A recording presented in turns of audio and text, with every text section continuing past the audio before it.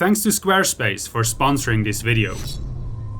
In 1629, the Dutch Republic was on the brink of financial ruin and hard-pressed from all sides. Amidst a strategical encirclement of fortresses and the threatening presence of the Spanish field army, Frederik Hendrik, called the Conqueror of Cities, was marching to the south of the Republic. He wanted to capture the strongest fortress of the Spanish encirclement, s-Hertogenbosch. This fortress town was deemed impregnable and was affectionately called the Swamp Dragon by contemporaries. Its pantries were full, its powder chambers stuffed, and its defenders ready to throw anyone back that would come close to their wall. It looked like the Conqueror of Cities chose his target poorly.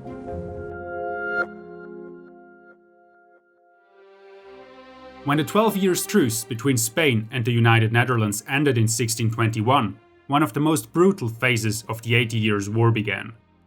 The Spanish had realized that they could not conquer the northern Netherlands, but they nonetheless continued to exert pressure for two reasons. Firstly, they wanted to enforce better conditions for Catholics in the Protestant Republic. And secondly, they kept up the pressure in order to force the United Netherlands to withdraw their troops from the overseas colonies, where the Dutch were increasingly interfering with Spanish plans.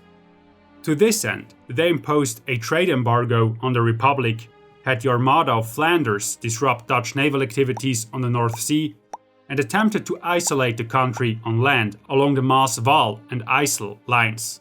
The strongest and most important fortress of the Spanish land blockade was the city of s-Hertogenbosch. According to the historian Jonathan Israel, this strategic blockade put such a strain on the Dutch that the years between 1621 and 1628 were to become the darkest period of the Republic's history. It was only with great difficulty that it could resist the Spanish attacks, and the financial burdens of seclusion weighed heavily on the Dutch people. But from 1624 onward, the Spanish were getting in trouble themselves. It soon became a challenge to bring troops to the Spanish Netherlands. On one hand, the sea route was constantly attacked by England, which had joined the war on the Protestant side. On the other hand, the so-called Spanish Road, along which a large part of troops and supplies were brought to the Spanish Netherlands, was also interrupted several times for the next 25 years. This was mainly due to local conflicts in the southeast of what is modern-day Switzerland, which made some important mountain passes unusable. As a result, the Spanish army in the Low Countries was largely cut off, poorly paid, and insufficiently supplied. Frederik Hendrik, the Prince of Orange, who had been stadtholder of the Republic since 1625, took advantage of the Spanish weakness to launch a counterattack. He captured the cities of Oldenzaal in 1626 and Groenlo 1 year later.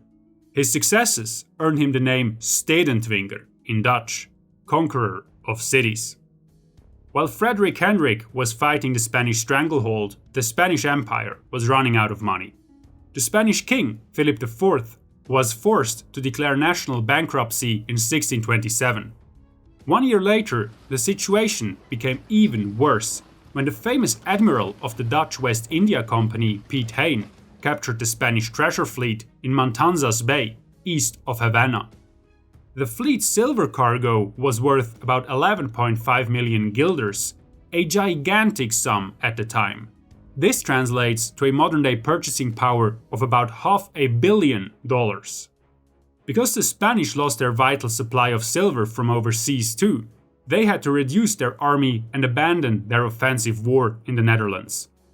In January of 1629, the pressure on Spain was so great that Philip IV asked for a truce, but the Republic was aware of the situation and cunningly refused. The Republic now had the money for a substantial counterattack. Frederik Hendrik prepared to break the stranglehold that had been choking the Republic for so long. The Conqueror of Cities wanted to slay the Swamp Dragon.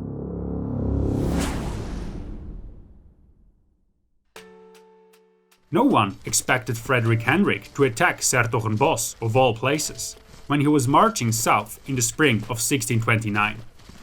He had the choice between the three most important cities of the Spanish encirclement: Lingen, Wesel, and s-Hertogenbosch.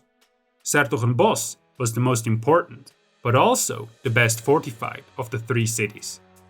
It was called Moerasdraak, swamp dragon, and was considered impregnable because of a wide body of water that drowned every attempt to approach the city with conventional siege methods. This was very effective in the early modern period, when it was required to dig a lot of trenches in order to approach a town safely, without being shot to smithereens. Mining, too, was impossible in such terrain, as the tunnel would simply be flooded at some point. In fact, it was impossible to take the town in a siege as long as the water was in the way. Neither was there an easy way around it, since the swamp area was fed by two rivers, the Dommel and the Aa. The swamp was constantly replenished and almost never fell dry. The only dry pathways to the town were the roads from Vught and Hindham, but these were protected extraordinarily well by impenetrable hornworks. The fortifications had been upgraded by the Spanish in the course of the last few years, and had so far kept out any unwanted intruders. A modern bastion system protected most of the town, and the two weakest points were reinforced by additional forts. s-Hertogenbosch had proven its steadfastness many times, for example in 1601, when the famous Maurice of Orange had failed at its walls. No dragon rider, but firmly in the saddle as governor of the city, was a man with an extraordinarily beautiful name, Anthony Schets, Baron of Grobbendonk. The experienced military man had one of the largest garrisons in the southern Netherlands at hand. It consisted of almost 3,500 men and was reinforced at the last moment by 850 more soldiers from Breda and Eindhoven, who slipped through the Republic's lines.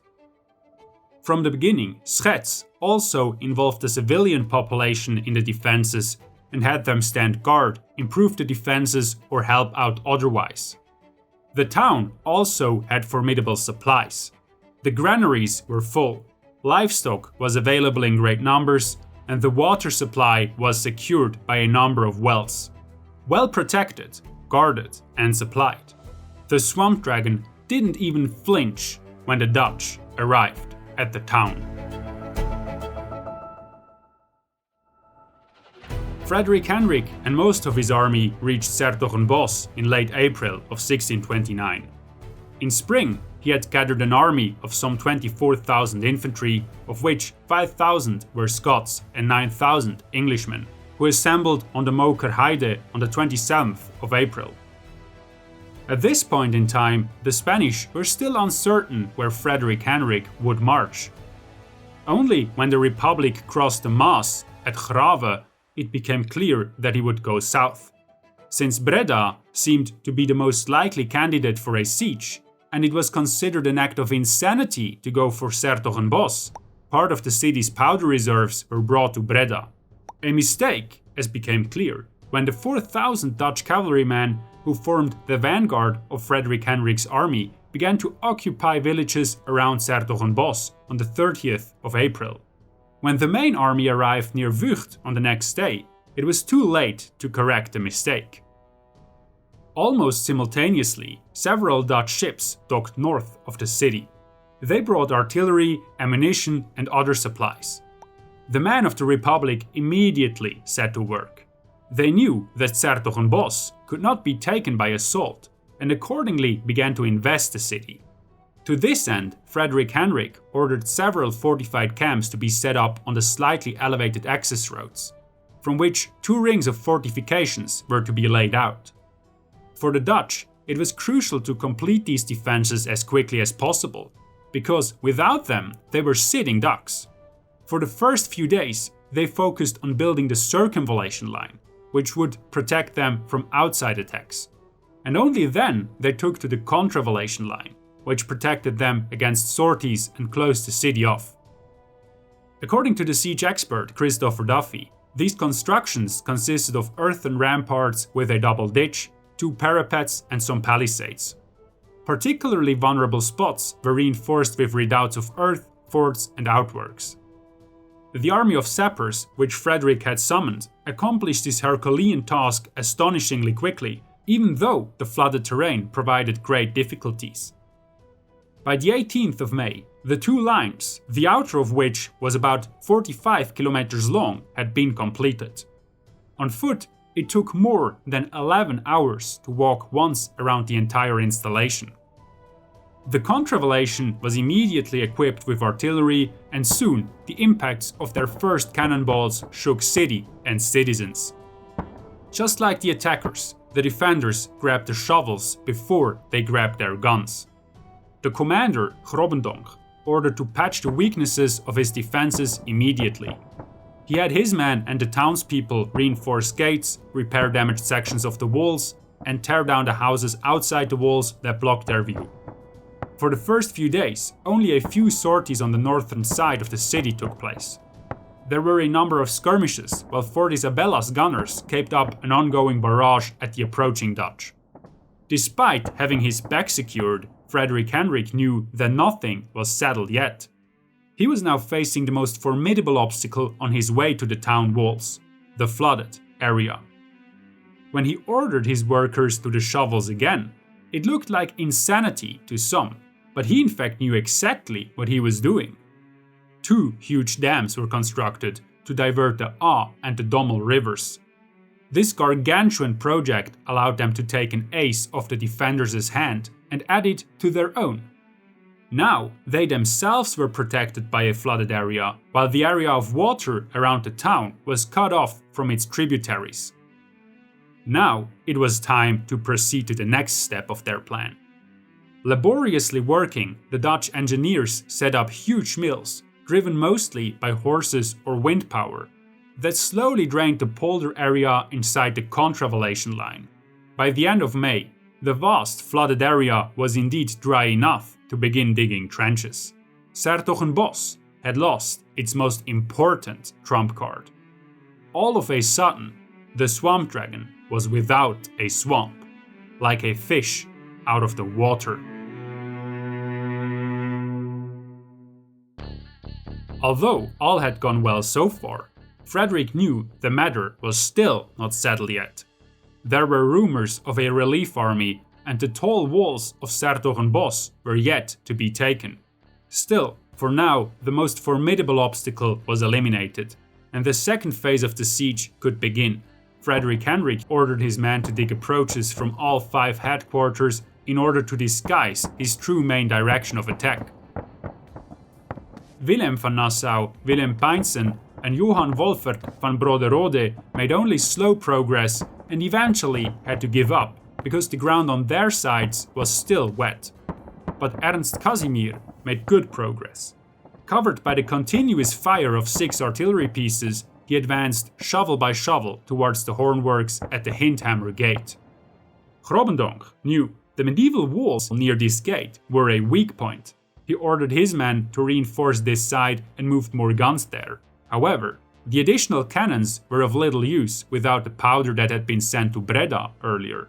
To make up for this, Grobbendonk ordered more sorties. He had groups of his soldiers sneak out of the city at night and attack the workers in the trenches, destroy bridges and dams, and set fire to palisades, powder reserves, and bulwarks. On several occasions, they even managed to penetrate to the enemy batteries and capture ammunition and weapons. These nightly raids were a high-risk, high-reward endeavor. If a sallying force was caught, chances were good that none of them would return. If the men in the trenches were taken by surprise, however, this could result in a major setback for the besiegers. Despite all this hardship, Frederik Hendrik drove his men forward. On his side of the town, the situation was most promising because the terrain was somewhat higher and therefore drier. But there were 2 other problems, namely Fort Isabella and Fort St. Anthony. These bulwarks forced the Dutch to dig 2 linked trench systems in the direction of these fortifications. Protected by a large battery, Frederik's men reached Fort Isabella first. The fortress was well built, and there was almost no chance to take it by storm. Because of this, the Dutch installed several mortars and began to shoot at the fort's interior, hoping to force the garrison to surrender. At first, this failed. Although, on the 17th of July, they hit the commander's house, which served as an ammunition depot, and the fort was shaken by a huge explosion, the defenders stood firm. It was only after a mine brought down parts of a bastion that a white flag was waved over the walls of Fort Isabella. A day later, on the 19th of July, St. Anthony surrendered too. Now, the way to the city was clear.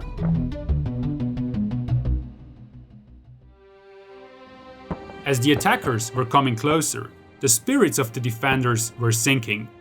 They knew that the fall of the two forts exposed the Vughterreind, the southern part of the city towards the village Vught. In addition, there was a severe shortage of men, gunpowder and ammunition on every end.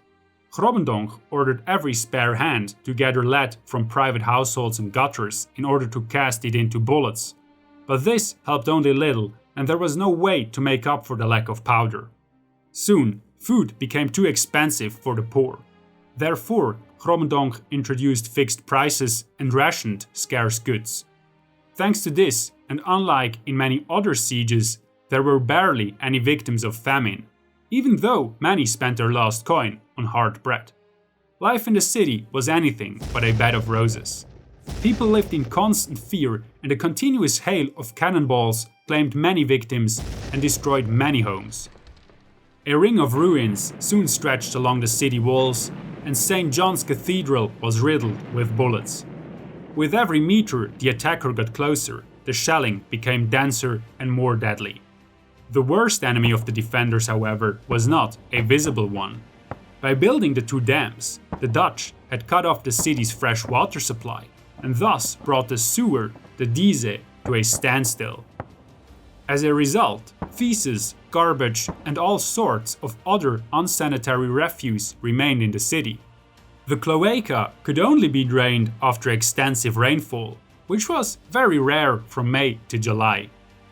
This unsanitary situation led to several epidemics, claiming a death toll way higher than the bullets of the Republic.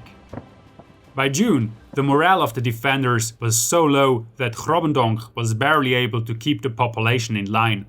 He made sure that only good news got through to the people and instructed the clergy to instill good courage in the population. But despite all propagandistic efforts, one thing was clear. The only hope was help from the outside. In May, the Dutch Republic was shaken by bad news. Hendrik van den Berg, the commander of the Spanish army of Flanders, and, ironically, a cousin of Frederik Hendrik, was raising an army to relieve s-Hertogenbosch. Due to Spain's miserable financial situation, it took a while, but in June 23,000 men were marching to come to s-Hertogenbosch's aid. Frederik Hendrik braced himself. He prioritized securing his supply lines and had the circumvallation improved even further. Hendrik van den Berg's army marched from Turnhout to Haarlem, where a council of war was held on the 27th of June, and where it was decided to attack on the 5th of July. When the day had come, van den Berg and the main army set out for a divisionary maneuver. While they drew the besiegers' attention to the side of Vlijmen, two major detachments attacked the circumvallation near the river Dommel at the location of the right of Frederik Hendrik's camp and between Broderodes and Casimir's camp. For several hours, the attackers tried to push through in a bloody struggle, but the ramparts of the Dutch gave them a hard time. Despite huge losses, they remained adamant and finally even broke through one of the dikes. However, their intelligence had failed them. They broke through the wrong dike and came to nothing. Exhausted and downcast, the Spaniards had to retreat. However, van den Berg had no intent of giving in. He marched his army to the Veluwe, where an invasion near the heartland of the Republic should force Frederik Hendrik away from s-Hertogenbosch. Van den Berg crossed the IJssel at Dieren, where he built a fortified bridge to secure his supply routes, and on the 10th of August he met with General Ernesto Montecuccoli, who had arrived with imperial reinforcements. In the meantime, Frederik Hendrik had indeed no choice but to see to the defense of the threatened region. He recruited some 13,000 new soldiers, reinforced Grave, Ravenstein, and threatened towns along the IJssel and sent Ernst Casimir to Arnhem with 10,000 men of the siege army. Shortly after the arrival of the imperial reinforcements, the Spanish assault began.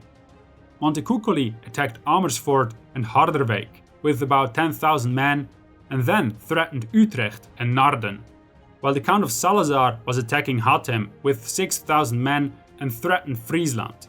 Hendrik van den Berg, meanwhile, was to block the IJssel crossing at Dieren. At first, the plan seemed to work. When the two foreign armies were seen so close by, panic gripped the Republic. Many wanted to abandon the siege of s-Hertogenbosch. Frederik Hendrik, however, would have none of it. Too much had already been invested. Too many sacrifices already made. Too great the progress that had been achieved. Besides, the skillful strategist Frederik Hendrik knew exactly that the Spaniards had chosen the wrong target for their attack. The Veluwe was a poor rural area that barely yielded enough to support its own inhabitants, let alone a foreign army. Because of this, they had to bring all supplies over Van den Berg's IJssel bridge. Soon, time proved Frederik Hendrik right.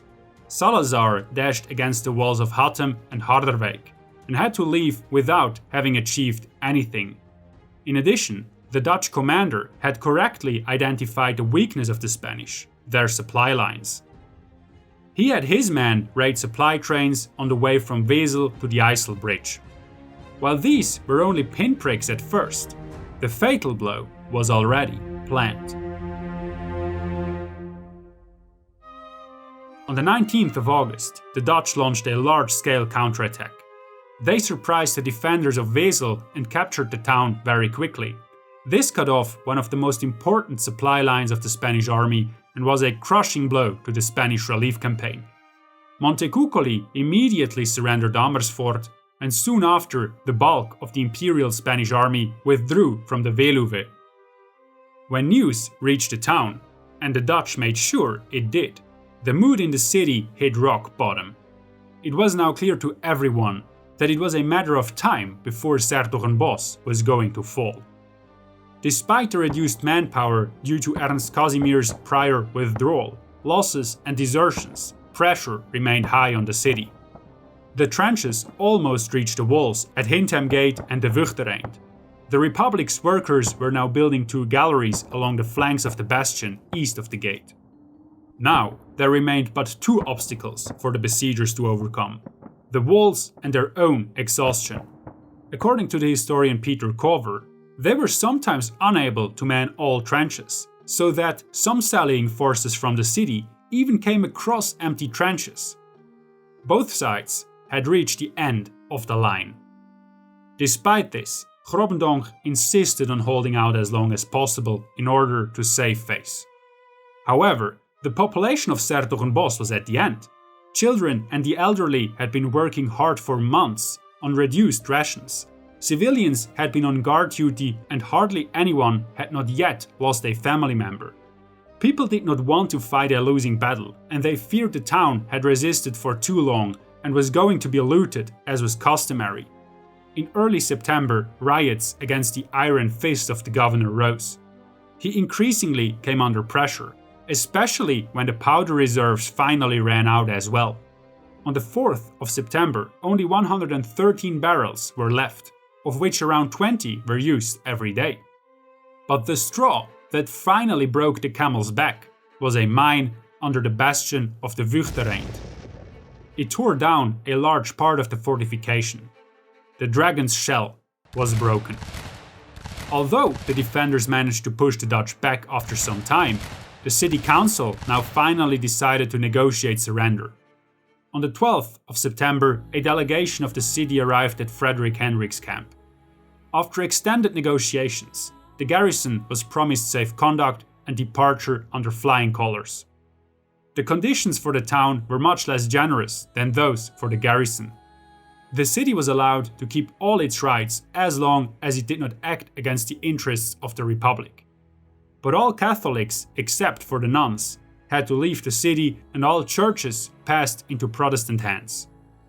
On the 14th of September, the surrender was signed and on the 17th of September, the garrison and the Catholics left the city in an impressive caravan of about 1,200 wagons. The loss of their strongest fortress drove waves of shock through the Spanish Netherlands and was a cause for jubilation in the Republic. Tourists flocked to s-Hertogenbosch in masses to marvel with their own eyes at the great deed of their army. Frederik Hendrik was the hero of the day. He defeated the swamp dragon and broke the Spanish stranglehold. If you're looking to build any business similar to our channel or want to engage in e-commerce of any sort, check out the sponsor of this video, Squarespace. We are building our own website with Squarespace, and it's much easier than we expected. For example, by using Squarespace's professional designs, we can customize the layout, look and feel of our website very easily. Also, with Squarespace's integrated traffic overview feature, we can track trends and page visits as well as views to better optimize our content. And lastly, Squarespace's email campaign tools enable us to create engaging emails that match our normal design to communicate more easily with our audience. Go to squarespace.com for a free trial, and when you're ready to launch, go to squarespace.com/SandRhoman to save 10% of your first purchase of a website or domain.